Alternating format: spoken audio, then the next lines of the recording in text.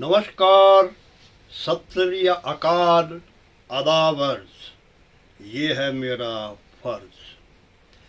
हिमाचल प्रदेश सरकार और प्रशासन को महावीर बजरंग बली सद्बुद्धि दे, इसके लिए बाकायदा हनुमान चालीसा का पाठ करवाए जाने का आह्वान किया जा रहा है।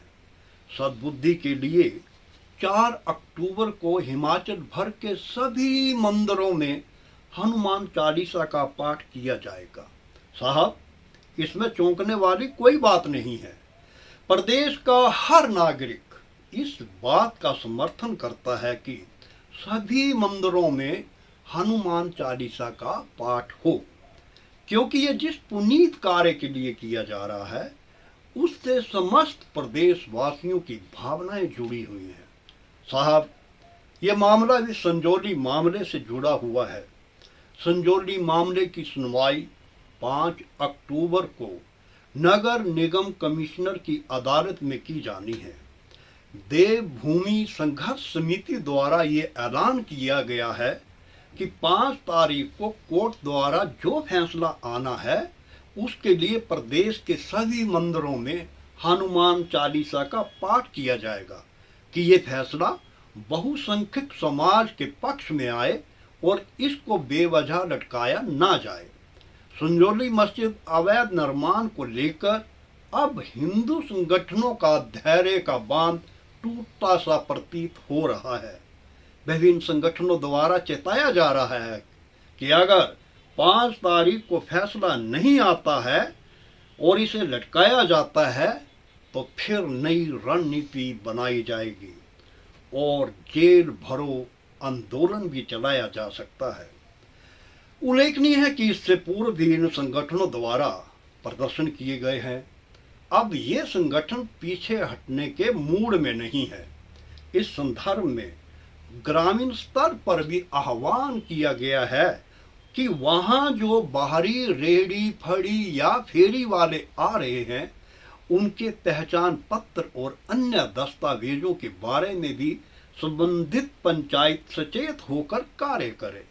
साहब, यहाँ ये बात ध्यान देने योग्य है कि मस्जिद विवाद के बाद किसी भी तरह आपसी भाईचारे में कोई ठेस ना पहुंचे, इसके लिए नगर निगम कोर्ट में जाकर स्वयं मुस्लिम समुदाय के जिम्मेदार समूह ने लिखित रूप से गुजारिश की थी कि कोर्ट अवैध बताए जा रहे भाग को सील कर दे और फैसले के पश्चात जिस भाग को गिराने के आदेश दिए जाएंगे हम उस भाग को स्वयं गिराने के लिए सहमत हैं, ताकि किसी भी तरह से हमारे आपसी गंगा जमुनी तहजीब के संबंधों या समाज में किसी भी तरह के भ्रातृभाव में दरार न आए।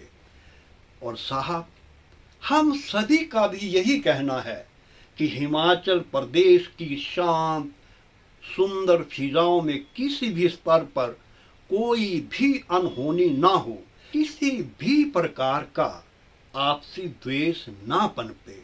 इस सब के लिए पूजा अर्चना दुआ होना जरूरी है। 5 अक्टूबर को जो भी निर्णय आए हमारे बहुसंख्यक समाज की भावनाओं के अनुरूप ही आए, किसी की भी भावनाएं आहत ना हो। भावनाओं को आहत करने की बात हो ही रही है साहब, तो इस बार फिर से जिन्होंने भावनाओं को आहत करने का काम किया है वे हैं हमारी सांसद कंगना रनौत।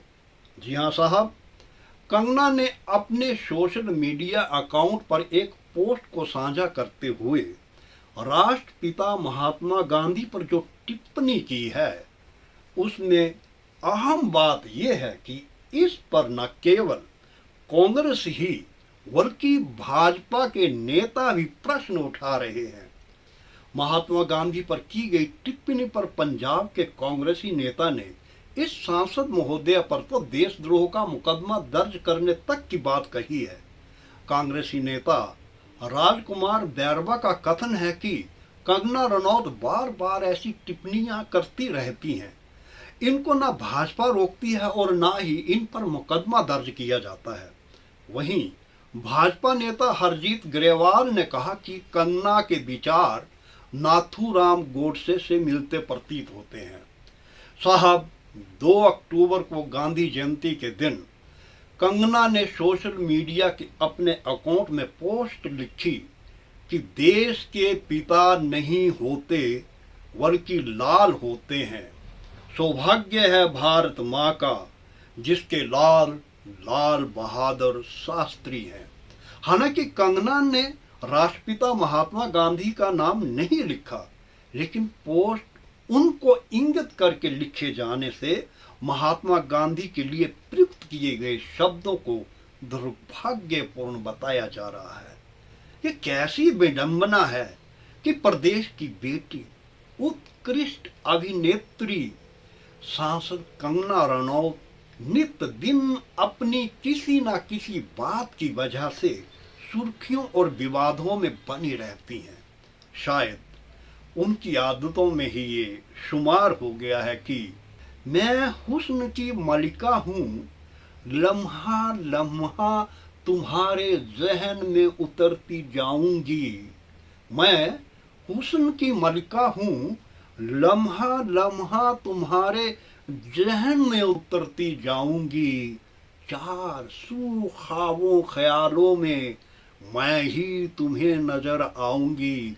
मुझसे नजरें चुराकर कहाँ तक जाओगे ओ नादां, मुझसे नजरें चुराकर कहाँ तक जाओगे ओ नादां। मैं वो शय हूँ कि भूलने की कोशिश में भी यादों में समा जाऊंगी, यादों में समा जाऊंगी। धन्यवाद।